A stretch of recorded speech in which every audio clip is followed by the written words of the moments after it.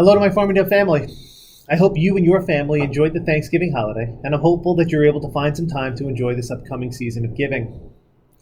I'm speaking to you today to provide you with detailed information surrounding the recent executive order issued by Governor Cuomo, which identifies areas in the state that require enhanced public health restrictions based upon clustered cases of COVID-19, and how these designations, yellow, orange, or red, may impact our schools. It's important to note that our district has not received any designation at this time. Everything contained in this message is intended to prepare us for a potential designation in the weeks to come. Based on our current trajectory, it is possible and even likely that we may receive a designation in the future, and I would like everyone in our community, sooner rather than later, to know exactly what the designation means for you and how we plan to handle it. Before we begin, I'd also like to commit to you that we are still holding our own here in Farmingdale schools. It has not been easy. Although we have seen an uptick in cases in the last few weeks, our staff is still committed to manage this situation and maintain live instruction. Our staff is amazing, and our commitment to our students is unwavering, but it is not beyond reproach. I would remind you all of my message a few weeks back. The cases that we are seeing are not coming from within. Our schools have not been a part of the problem. On the contrary, nearly every single case that we have reported to you has been brought into our buildings from the outside. Our collective diligence to do all the little things will better serve our students in the weeks and months to come, as I firmly believe that most, if not all of our students, are better served learning in our buildings than in a remote environment. We all have some control over our future in this community. Please do what you can to mitigate the spread of this virus so our schools can continue to remain open to live instruction safely this school year. As I stated earlier in the message, the state at any point in time can designate any of our schools in the Farmingdale School District into one of three categories: yellow, orange, or red. For the sake of time, I will focus today's message on a yellow designation, which is the most likely designation we will see in the near future. Details pertaining to orange and red designations will come at a later time, but follow many of the same guidelines that are being laid out in this message. If a school in the district is found to be located in a yellow zone, that school is required by executive order to test 20% of the total population of the school if it wants to stay open to live instruction. For example, if the 11758 zip code is designated, Albany Avenue Elementary School would be the only school that would have to operate under these yellow zone conditions. No other school in the district would be impacted. Similarly, if the geographic region that is designated is the Village of Farmingdale, Northside Elementary School and Howard Middle School would be the only schools that would need to operate under these yellow zone conditions. It is next to impossible to understand all the metrics that are being used to determine if a school or region is headed toward a yellow zone designation or the expanse of the region that may be included. The governor has used counties in certain circumstances and zip codes in other circumstances. Sadly, that is a wait-and-see game. But what is not a wait-and-see game is our ability to be prepared and to clearly communicate the expectations with all stakeholder groups. Here are the rules as outlined in the Department of Health's interim guidance. Schools in the yellow zone must test 20% of in-person students and staff over a 2-week period following the announcement of a yellow zone designation. If the results of the testing reveal that the positivity rate among those tested is lower than the yellow zone current 7-day positivity rate, then testing will no longer be required at the school.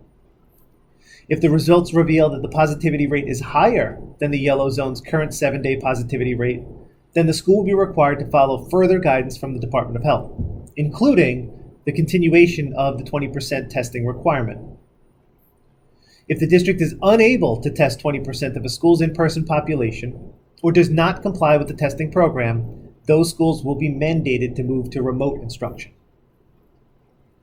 I think it's also vital at this time to lay out what this will look like by answering a few essential questions that I came up with.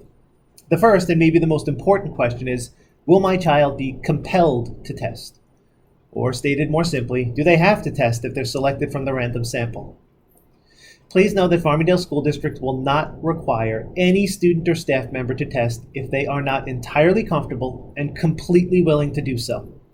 If we are unable to meet the 20%, and in turn we are forced to operate in a remote environment, then so be it.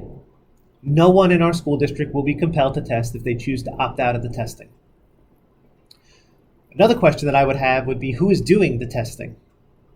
We've contracted with ATC Healthcare Testing and Screening, which is a national company which will handle the entire process.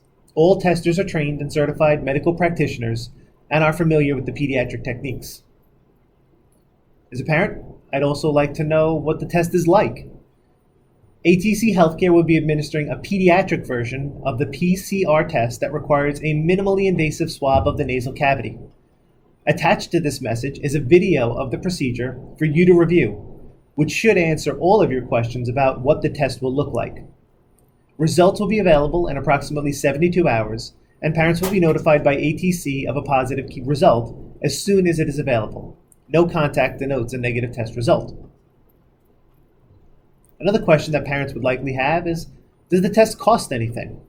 And the answer to that question is that ATC will accept the parent's health insurance with no copay.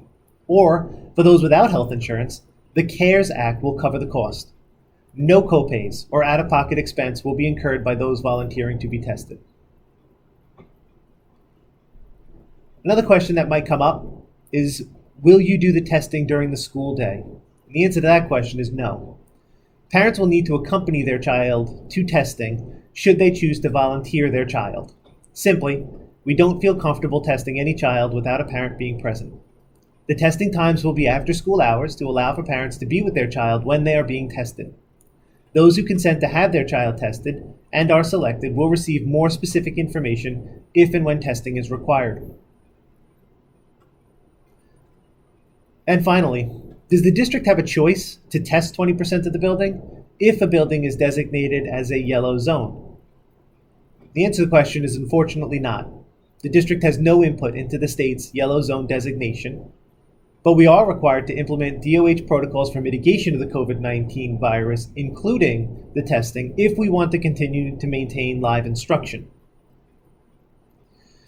I'm hopeful that we're never in a yellow zone, and therefore we don't have to go through this exercise, but it seems that based upon our current trajectory, it is inevitable.